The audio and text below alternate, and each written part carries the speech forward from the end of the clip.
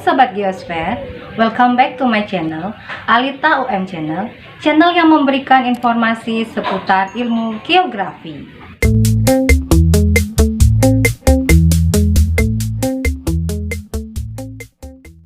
Selanjutnya, kita akan bahas submateri yang keempat, yaitu persebaran fauna di Indonesia. Pembagian wilayah fauna di Indonesia berdasarkan dengan garis Weber dan garis Wallace. Garis Wallace merupakan garis imajiner yang diteruskan oleh Alfred Russel Wallace. Kemudian hal ini kita lihat didasarkan pada kesimpulan Wallace tentang kekhasan dari fauna Sulawesi yang merupakan daerah peralihan antara fauna Asia dan fauna Australis. Sementara garis Wallace ditarik dari sebelah timur Filipina melalui Selat Makassar hingga berbatasan antara Pulau Bali dan Pulau Lombok. Wilayah fauna Indonesia bagian timur dan Indonesia bagian tengah dibatasi oleh garis Weber.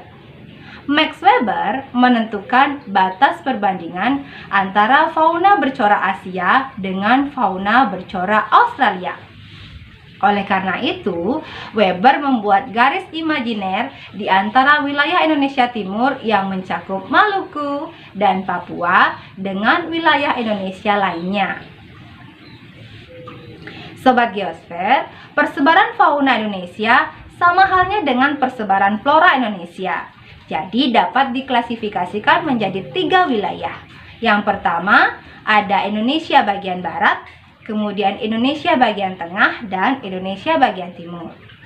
Kalau kita lihat, kawasan barat adalah termasuk pada kawasan Asiatis yang meliputi Pulau Sumatera, Jawa, Kalimantan, dan Bali.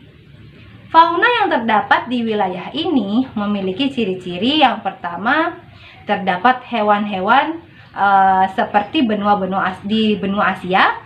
Kemudian yang kedua, adanya binatang menyusui atau mamalia yang berukuran besar. Kemudian yang ketiga, banyak dijumpai berbagai jenis kera. Adapun beberapa contoh fauna yang terdapat pada Indonesia bagian barat adalah ada harimau, itu tersebar di Jawa, Madura, dan Bali. Namun di Bali, harimau Bali sudah dikatakan mengalami kepunahan. Kemudian yang kedua ada gajah. Gajah terdapat di Sumatera. Kemudian yang ketiga ada badak, terdapat di Sumatera dan Jawa, walaupun ada beberapa di antaranya sudah mengalami kepunahan. Kemudian yang keempat ada banteng, terdapat di Jawa dan Kalimantan. Yang kelima, berbagai jenis primata seperti orangutan, kemudian siamang, monyet ekor panjang, kemudian ada juga namanya owa, itu terdapat di Sumatera, Jawa, dan Kalimantan. Selain itu, ada juga tapir yang terdapat di Sumatera dan Kalimantan. Yang terakhir, ada kera, ada gibbon, itu terdapat di Sumatera dan Kalimantan yang memiliki hutan yang sangat lebat.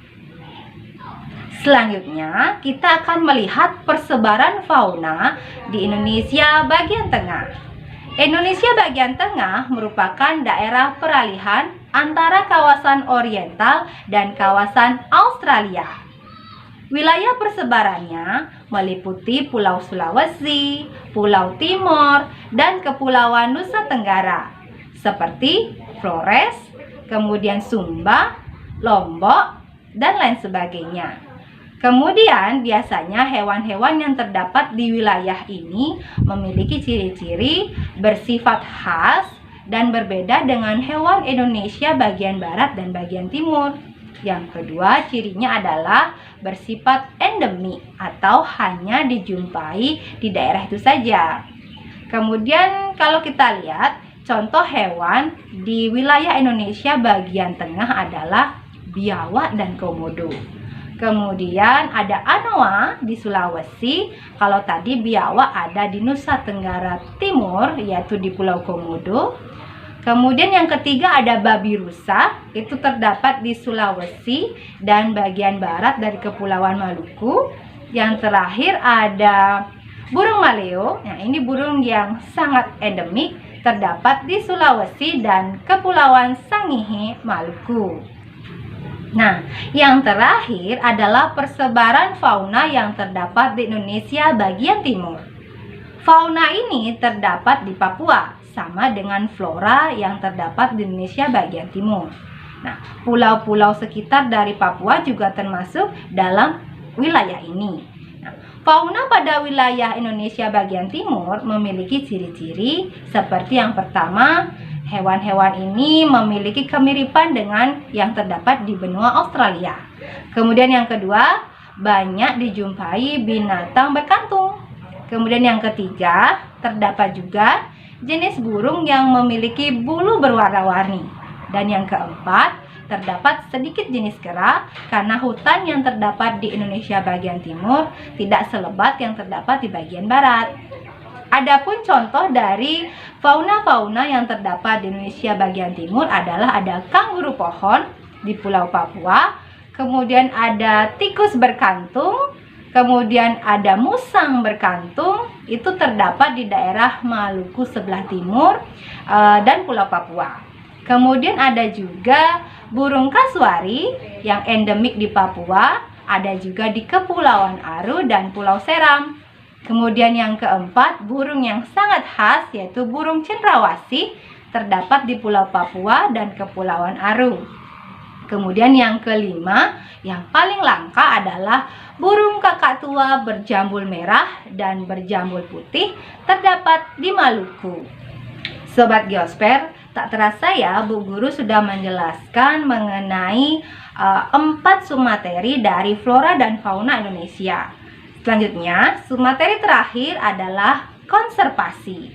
Konservasi merupakan suatu yang berhubungan dengan sumber daya alam untuk memenuhi keperluan manusia dalam jumlah besar dan dalam waktu yang lama. Kemudian kalau kita lihat terdapat 2 bentuk konservasi, yaitu in situ dan ex situ. Konservasi in situ merupakan kegiatan pengelolaan di dalam habitatnya. Nah, cara konservasi in situ ialah dengan mendirikan cagar alam, taman nasional, dan suaka marga satwa. Contohnya adalah daerah konservasi seperti Taman Nasional Ujung Kulon untuk populasi badak Jawa, kemudian Taman Nasional Tanjung Puting untuk pusat rehabilitasi dari orangutan, dan yang terakhir terdapat 3 vegetasi dominan yaitu pandan-pandanan, palem-paleman, dan berbagai jenis tumbuhan epifit. Sementara konservasi ex situ adalah kegiatan pengelolaan di luar habitatnya. Cara konservasi ex situ ini dapat dilakukan dengan mendirikan taman safari, kebun binatang, kebun raya, atau kebun koleksi. Contohnya misalnya Taman Safari Puncak, Kebun Raya Bogor, dan yang paling dekat adalah Kebun Raya Eka Karya Bedugul, Bali. Nah, adapun penggolongan kawasan konservasi dapat dibedakan menjadi 2. Yang pertama adalah kawasan suaka alam atau KSA yang terdiri dari cagar alam dan suaka marga satwa. Dan yang kedua adalah kawasan pelestarian alam atau KPA yang terdiri dari taman nasional, taman hutan raya, dan taman wisata alam. Berikut Bu Guru akan memberikan beberapa contoh cagar alam yang terkenal di Indonesia. Seperti yang pertama ada cagar alam di Pulau Dua di Jawa Barat. Nah, itu merupakan cagar alam yang melindungi jenis-jenis burung laut sehingga disebut dengan kerajaan burung. Kemudian yang kedua, ada cagar alam Cibodas di kaki Gunung Gede Jawa Barat. Itu merupakan kawasan yang melindungi atau memiliki cadangan hutan di daerah basah.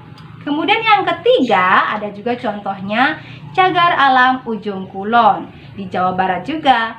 Nah, biasanya di cagar alam ini melindungi jenis-jenis binatang yang terkenal seperti badak, kemudian rusa, buaya, kemudian banteng, babi hutan, dan burung merak.